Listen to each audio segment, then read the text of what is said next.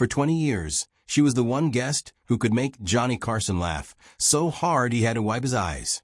She sat in the coveted chair next to his desk more often than almost anyone else in the history of late-night television.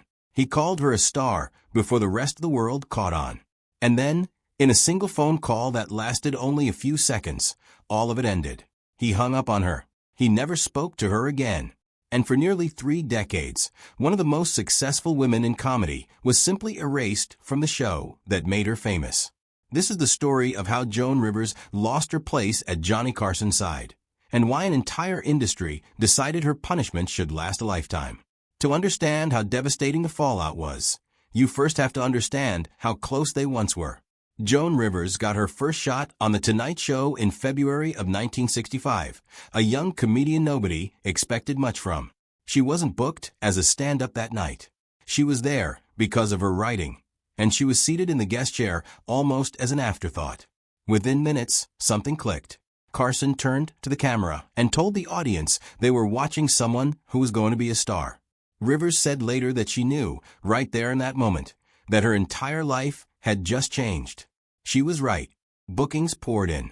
She was hired as a writer for the show itself. And over the following 2 decades, she appeared on that stage close to 100 times, trading rapid-fire banter with a host who rarely let anyone else control the pace of a conversation. By the early 1980s, Rivers wasn't just a favorite guest. She was practically part of the furniture. In 1983, Carson made it official and named her the permanent guest host, the person who would sit in his chair on the nights he wasn't there. It was one of the most coveted jobs in television, and Rivers had earned it through sheer persistence and talent. Behind the scenes, though, cracks were already forming that nobody outside the inner circle could see. Rivers and Carson barely spoke off camera. Their chemistry belonged entirely to the stage. Carson was famously guarded, someone who kept nearly everyone, even people who worked with him for years, at arm's length in his private life. Rivers didn't know it yet, but that distance would matter more than she could have imagined. The trouble started with a rumor that never should have reached her the way it did. In the mid-1980s, speculation began swirling that Carson, then in his late 50s, might finally be nearing retirement after more than 20 years behind the desk. NBC executives, worried about being caught off guard, quietly assembled a memo listing about 10 potential successors. That memo leaked to the press. Rivers, who had spent 2 decades building her career around that studio, scanned the list and found her name nowhere on it. For a woman who had given so much loyalty to that show, being left off entirely felt like a slap in the face, and it planted a seed of doubt about where she really stood with the network. Money made things worse. In 1985, NBC renewed Carson's contract for 2 years, a clear vote of confidence in the man they considered irreplaceable. Rivers, meanwhile, was only offered a 1-year deal, the same short leash she'd been on for years. To her, the math was obvious. If the network truly valued her, they would have locked her in for the long term the same way they had with Carson. Instead, she felt like someone who could be replaced at any moment, someone whose future at the show was always up for renegotiation. She had turned down other offers before out of loyalty to Carson and to NBC. This time, the loyalty didn't feel like it was being returned. That's when Fox came calling. The network didn't even exist as a real competitor yet in 1986. It was brand new, hungry, and looking for a way to make a splash. Executives approached Rivers with an offer that was almost impossible to refuse. Her own late-night program, going head-to-head with Carson in the same time slot, and a chance to make history as the first woman to host a major network late-night show. It was a kind of opportunity most comedians only dream about, and it came with real money behind it. Rivers had spent years turning down chances to compete directly with her mentor. This time, feeling undervalued and uncertain about her future, she said yes. Here is where the story takes the turn that would define the rest of her relationship with Carson. Rivers didn't tell him first. She has explained over the years that she was terrified of what would happen if word got out before the deal was finalized. Other performers who had left the show to start rival programs had been frozen out the moment their plans became known, sometimes long before their new shows ever aired. She was also, by her own account, operating under an unspoken rule enforced by the people around Carson. Don't bring him your problems, don't burden him with anything difficult. Keep him insulated from the messy business side of things, because he was too valuable an asset to upset.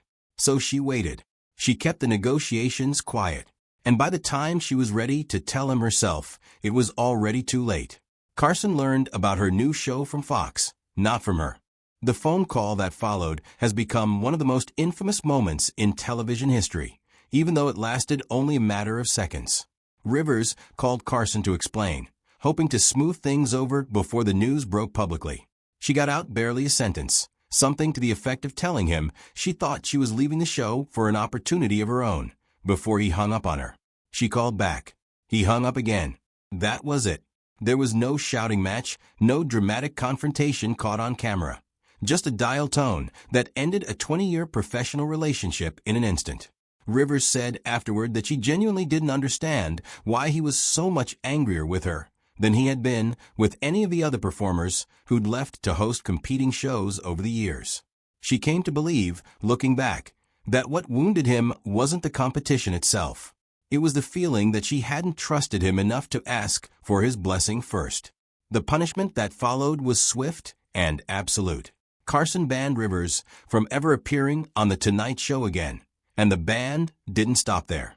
Word went out that any performer who appeared on Rivers' new Fox program would not be welcome on Carson's stage either. For a rising comedian trying to build a career, that kind of ultimatum was terrifying. Most A-list guests simply refused to book with Rivers, unwilling to risk burning a bridge with the single most powerful gatekeeper in the industry. Some local affiliates around the country reportedly declined to even air her new show, choosing loyalty to Carson over carrying his direct competitor. Rivers wasn't just losing a friendship. She was watching an entire industry line up against her because of it. The show itself never had a real chance to find its footing. The Late Show starring Joan Rivers premiered in October of 1986 to a wave of curiosity, but the excitement faded fast. Ratings slid almost immediately, and the behind-the-scenes chaos didn't help.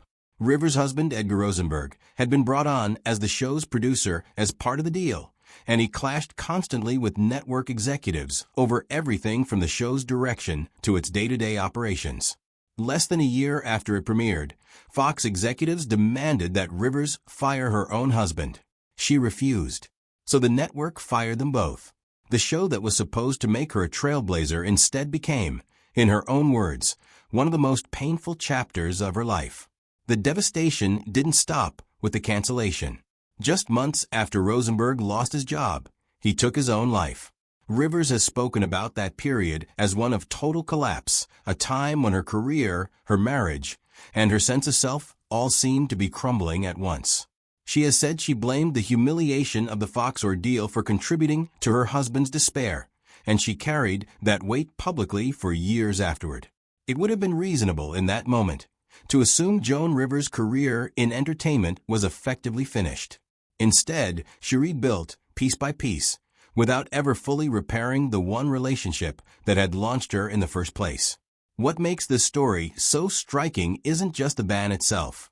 It's how long it lasted, and how completely it held. Rivers didn't return to The Tonight Show during the rest of Carson's tenure. She wasn't invited back once during Jay Leno's decades hosting the show either, reportedly out of respect for Carson's original wishes, a courtesy extended even after Carson himself had left the desk for good. She wasn't there for Conan O'Brien's brief run as host. In total, the freeze-out stretched across parts of 4 different eras of the same television institution, an almost unheard-of length of exile for someone who had once been the show's most trusted guest host. Rivers, for her part, never stopped trying to bridge the gap. She has described running into Carson at restaurants and other events over the years, walking over to say hello the way old friends do, only to be met with silence. He simply wouldn't engage. She has said publicly that she couldn't understand why he held on to the anger so tightly when other performers who left to host their own shows over the years had eventually been welcomed back with a public show of support once their programs failed. She never got that same courtesy. Whatever she had done, in Carson's eyes, it apparently crossed a line that competition alone never had. Carson never addressed the falling out publicly himself. he kept his silence about it for the rest of his life, the same way he kept most of his personal grievances close to the chest. It was Rivers who spoke about it again and again in interviews and essays, and eventually in an emotional segment on her own daytime talk show in the early 1990s. She talked about how much that show had given her, and how being shut out of it felt like having an entire chapter of her own life stolen away from her. She insisted she still admired him, even as she admitted the rejection stung for years. It's a strange kind of heartbreak, mourning a relationship with someone who is still alive and simply refuses to acknowledge you. The story finally found something like closure, though bittersweet, nearly 3 decades later. In February of 2014, Jimmy Fallon took over as host of The Tonight Show, and one of the very first things he did was invite Joan Rivers back onto the stage she had been barred from since 1986. She was 81 years old. Johnny Carson had been dead for 9 years by then, so the reconciliation, if you could even call it that, could only happen with his successor's successor.